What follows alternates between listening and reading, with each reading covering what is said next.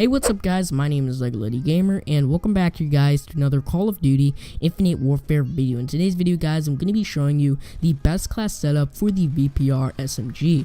Now this is one of the newly released weapons that Infinity Ward did release a couple of days ago. It's basically the futuristic version of the MP5K, which is awesome. I mean, Infinity Ward, it's about time that they did release some more SMGs because I honestly feel like the assault rifles are just very dominant in this game and that they do need to add a little bit more of SMGs. So I am very glad that they did that. And also another thing, that they did make this gun free, which is awesome, so everybody can use it. But anyway guys, today I'm going to be showing you how to make this gun overpowered with the right attachments and perks setup, and then towards the end I'll give my honest opinion of the gun and whether or not it's good, and then also I'll be talking about the weak points and the strong points of this gun. So make sure you guys do definitely stay tuned for that. And if you guys are new here to the channel, make sure you guys do definitely subscribe for some more Call of Duty content. But anyway, let's go ahead and get straight on into the video.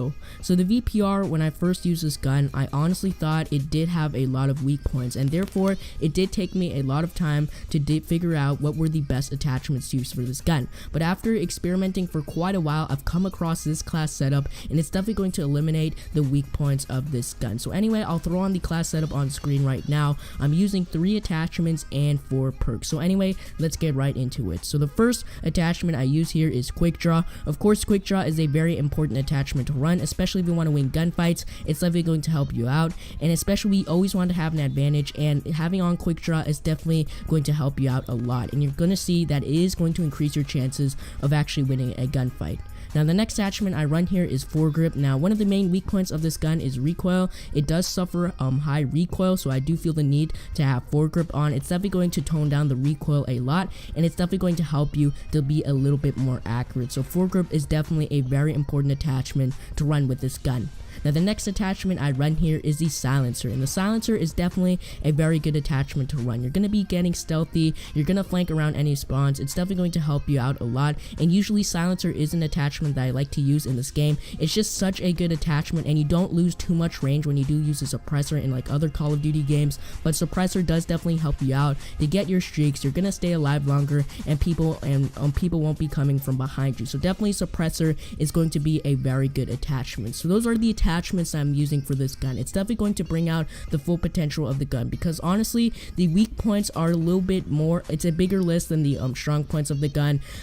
I'll get into that later, but anyway, let's get into the perks that I'm using right now. I'm using 4 perks for this gun. It's definitely going to help out with this gun's weak points. So anyway, the first perk that I run here is Ghost. Of course, we have that trusty Ghost and Silencer combo. It's definitely going to help you out to stay off the UAV, and of course the UAV is the most used score streak in Call of Duty, and it's definitely important that you do stay off the UAV. And then also for perk 1, I'm also running Dexterity, which helps you to reload faster. Now one of the things that I do need to say, because this gun does have a dual barrel and also dual magazine, which basically it does shoot 2 bullets at a time, which is very interesting. You do lose ammo very quickly, and you'll see in this gameplay that I was in some tight situations and I had to use my rewind ability, and I couldn't use scav packs or anything like that because I was really in some bad situations. So I do feel like Dexterity will definitely help you out to have enough ammunition. And also the variant that I use here is the Vpr Sting, which is the common variant, and basically it does already stack with an extended max, which is just awesome, so I don't have to use it as an attachment. And you'll see that Dexterity is definitely going to help you out to reload faster, and always make sure that you have enough ammo in your magazine. Now the next perk I run here is Scavenger. Of course, Scavenger is a very indispensable perk to run here in your class sub. If you want to be staying alive longer and also getting your kill streaks, Scavenger is definitely going to help you out. Now I do have a substitution to Scavenger. You could use something like Hardline. If you always die like 2 or 3 times and just pretty much die every single time, then Scavenger isn't going to be really a good perk for you, especially if you can't get on some decent kill streaks. But if you can, then I would definitely recommend Scavenger. But Hardline is also very good because it's going to allow you to get your score streaks faster. Now the next perk I run here is probably one of my favorite perks, and it's probably the second most important perk to use in this game, and that's Dead Silence. Dead Silence is a very good perk because it allows you to stay stealthy and also flank around enemy spawns. And I feel like with Dead Silence, you're pretty much going to be undetected. Even when people do have headsets on, they're still going to have a very hard time to actually find you on the minimap. So definitely Dead Silence is a very good perk to use. Now that's pretty much going to be the class setup for the VPR. Now let's talk about the gun. Actually, I'm going to give my honest opinion on this gun. I honestly feel like this gun isn't a very vital or very reliable choice of a gun to use. I don't really like using this gun at all. Even the first time I used it without any attachments, I did feel like this gun does have a lot of weak points. So the weak points of this gun is, first of all, recoil. Like I said before, this gun does suffer from high recoil, and because it has that, you're gonna have a lot of hard time to actually kill people from longer ranges. I mean, it just takes forever, and you can see just getting hit markers for days with this gun. I mean, honestly, because that recoil is very high, it's gonna be pretty much harder to be on point when you're killing enemies. So definitely that's one of the weak points. Now the next weak point that this gun does have is you lose ammo very quickly. Because it does shoot 2 ammunition at a time, 2 bullets at a time, you do lose ammo very quickly, and that's why I feel like this gun does definitely, I mean, after 2 or 3 kills, you're pretty much going to need to reload. I mean, you can't get an extra 4 or 5 kills. It's definitely something that is very annoying, and you'll see that even when I do have extended mag as an enhancement with the variant, you'll still see that I did run out of ammo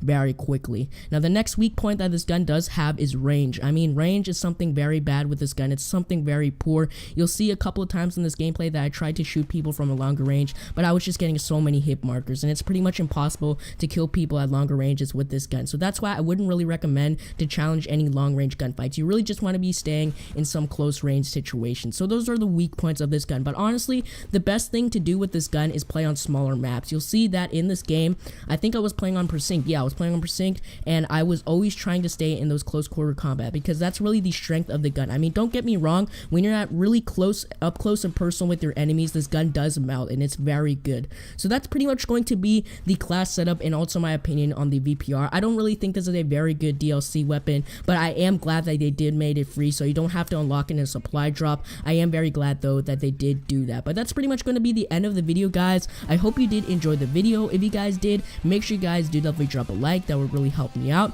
And if you are new here to the channel, make sure you guys do definitely subscribe for some more Call of Duty content, and I'll be catching you guys in my next video. God bless this nation. Peace out, guys. Peace.